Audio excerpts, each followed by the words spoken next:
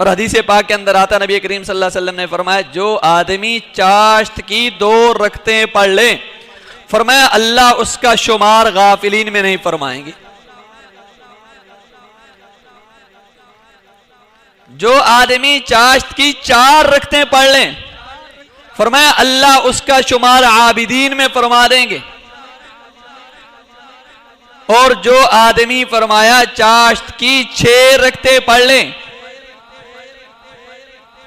فرمایا اللہ اس کا شمار فرمایا اللہ اس کی سارا دن مدد فرمائیں گے. اس کے ہر عمل کے اندر ہر کام کے اندر پروردگار عالم اس کی مدد فرمائیں گے.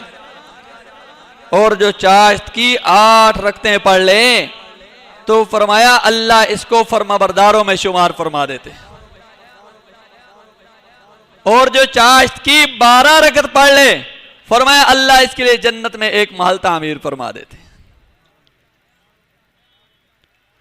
اور رزق میں فراخی کے لیے نبی کریم صلی اللہ علیہ وسلم نے فرمایا یہ عمل بڑا ہی مجرب ہے.